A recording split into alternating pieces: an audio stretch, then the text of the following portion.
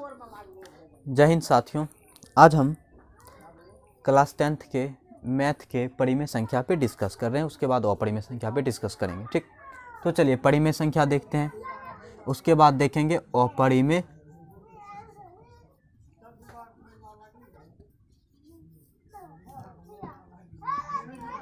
संख्या। ठीक, देखिए परिमेय संख्या का 3 कंडीशन होता है। पहला कंडीशन क्या है?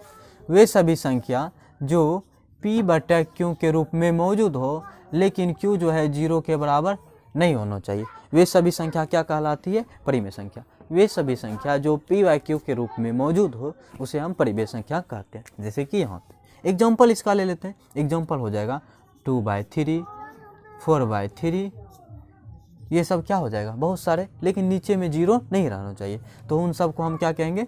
परिमेय संख्या कहेंगे। ये पहला कंडीशन हुआ। ठीक, दूसरा कंडीशन क्या होगा? दूसरा कंडीशन आपका हो जाएगा, देखते हैं।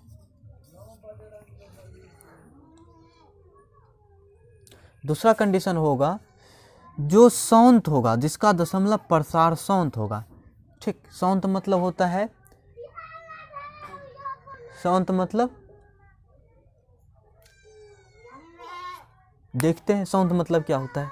सौंत मतलब होता है जैसे कि किसी भी चीज़ में भाग देने के बाद 3.46789 कुछ भी आके रुक जाए। ठीक, और उसका शेषफल जो है 0 बचे। किसी भी संख्या में भाग देने के बाद शेषफल 0 बचेगा तो उसी को हम सौंत कहेंगे। जैसे कि ये रहा इसका एग्जांपल। और आ सकता है आपका 4.4968842, ये सब क्या हो गया? ये सब सौंत हो गया। ठीक, और तीसरा कंडीशन क्या होना चाहिए? तीसरा कंडीशन होना चाहिए आवर्ती हो। आवर्ती क्या हो? आवर्ती। आवर्ती मतलब क्या होता है? आवर्ती मतलब होता है रिपीटिंग।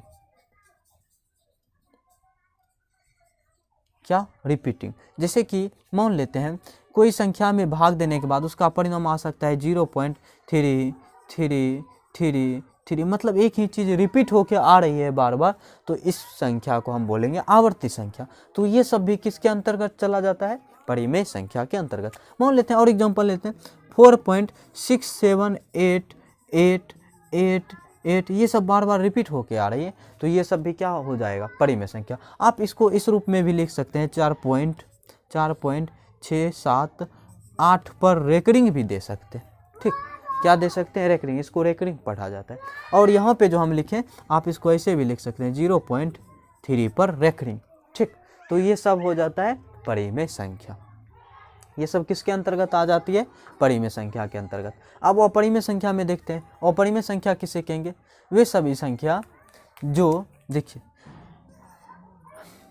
जैसे कि इसका एग्जांपल देख लेते हैं। इसका ये हो जाएगा √2, √3, √5।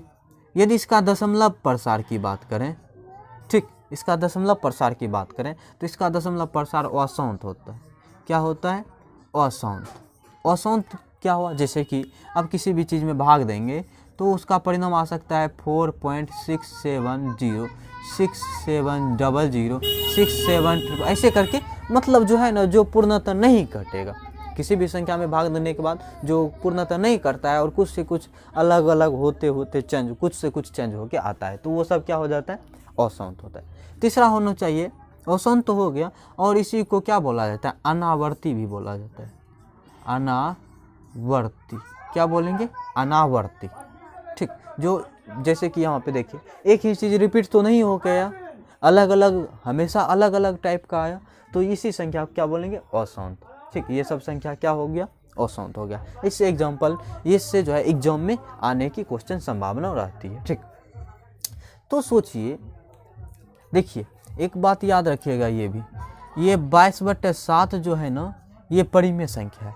22/7 क्या है? परिमेय संख्या है। लेकिन पाई क्या है? पाई एक अपरिमेय संख्या है। पाई क्या है? एक अपरिमेय संख्या। ये तो हो गया परिमेय और अपरिमेय। अब इन दोनों के बीच जो है झगड़ा लगाते हैं, अर्थात लड़ाई झगड़ा करवाते हैं। देखते हैं लड़ाई झगड़ा कैसे कैसे होता है। ठीक, क्योंकि उससे झगड़ा लड़ाई से भी क्वेश्चन कुछ पूछ दिया जाता है।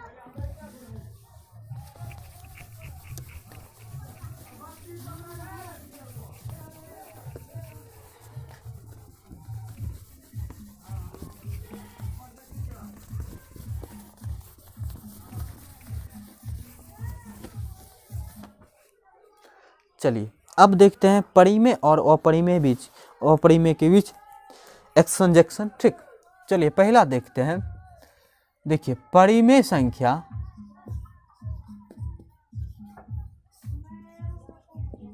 ठीक जोड़ या घटा करेगा। ठीक, परिमेय संख्या के साथ जोड़ेंगे या घटाएंगे किसको? अपरिमेय संख्या को, अपरिमेय संख्या। तो इसका परिणाम क्या आएगा पता है? जब एक परिमेय संख्या रहेगा दूसरा अपरिमेय संख्या रहेगा, इन दोनों के बीच में प्लस हो या माइनस हो तो इसका परिणाम आ जाएगा अपरिमेय। क्या आएगा परिणाम? अपरिमेय संख्या। ठीक, एक परिमेय संख्या दूसरा अपरिमेय संख्या, इन दोनों के बीच कोई भी रिलेशन बनाएंगे ना तो उसका परिणाम हमेशा अपरिमेय संख्या आएगा। ठीक, जोड़ का रहे या घटाव का रहे या गुणा का रहे या भाग का रहे, इन चारों यदि कुछ भी रिलेशन बनाएंगे परिमेय और अपरिमेय के बीच तो उसका परिणाम क्या आएगा? अपरिमेय। जैसे कि आप सोचिए यदि चोर के साथ में एक इंसान जाएगा चोरी करने के लिए, ठीक, इंसान चोरी करने के लिए नहीं जाएगा, सिर्फ चोर के साथ में जाएगा, और लेकिन चोर जो है चोरी करने के लिए जाएगा। अब सोचिए चोर चोरी करने के लिए जाएगा और चोर जो है चोरी कर लेगा और उसको पकड़ लेगा उन दोनों को, तो क्या होगा? इंसान को छोड़ देगा तो नहीं है, उसको भी पिटाई लगेगा। ठीक, वहाँ पे सर्टिफिकेट दिखाने लगेगा कि हम इंसान हैं, हमें छोड़ दीजिए, वो सब नहीं होता है। आप उसके साथ में गए तो आप भी चोर हो गए। ठीक, उसी प्रकार इसमें भी होता है।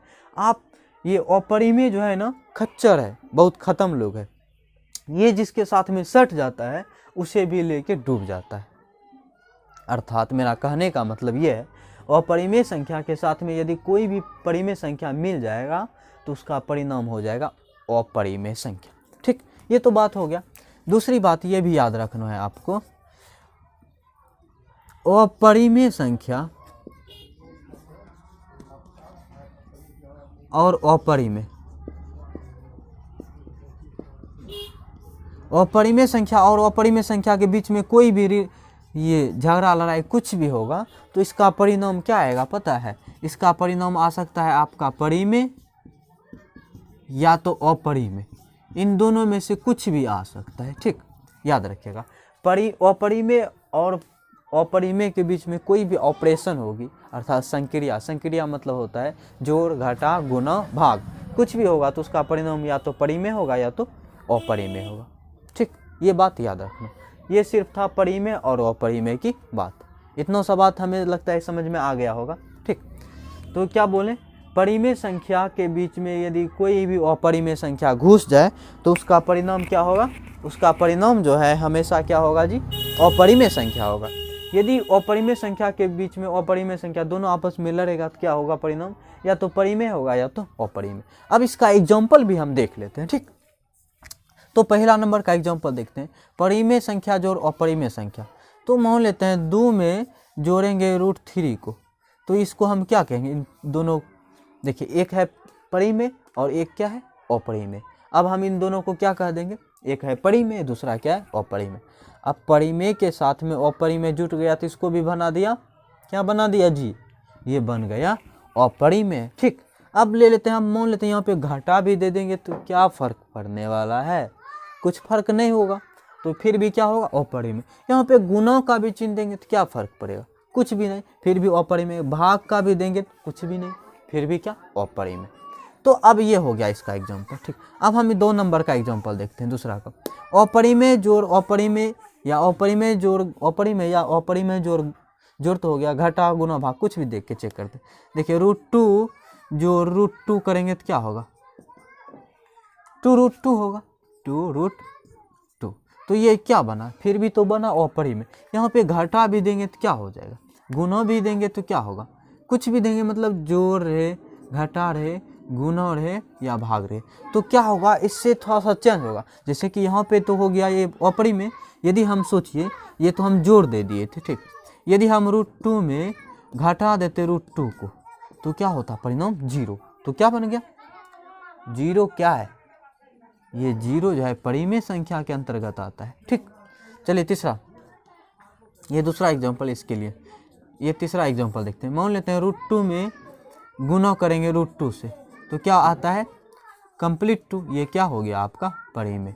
ऊपर में सिर्फ एक अपरिमेय आया। ठीक, चौथा कंडीशन देखते हैं, √2 में भाग देंगे √2 से, अर्थात अपरिमेय में अपरिमेय से भाग देंगे तो परिणाम 1 आएगा, जो कि क्या है, परिमेय संख्या है। इसीलिए ये कहना मुश्किल है, आप यहाँ √2 की जगह √3 दे दीजिए, देखिए परिमेय नहीं अपरिमेय बन जाएगा। इसीलिए आप कह सकते हैं कि अपरिमेय और अपरिमेय के बीच में कितो लड़ाई झगड़ा होगा ना, तो फिर भी ये दोनों सुधरने वाला नहीं है, अर्थात या तो परिमेय भी हो सकता है या तो और परिमेय भी हो सकता है, सुधर भी सकता है, नहीं भी सुधर सकता है। ठीक, हमें आशा है कि आप यहाँ तक समझ गए होंगे। ठीक, तो आगे देखते हैं अब क्या होगा। आज इतना ही छोड़ देते हैं। ठीक, अब नेक्स्ट वीडियो में हम शांत अशांत के बारे में अच्छी तरीक़ा से डिस्कस करेंगे। उसके बाद और वो डिस्कस करेंगे जैसे कि रेकरिंग वाला जो था उसको हम भिन्न के रूप में बदलने का कोशिश करेंगे।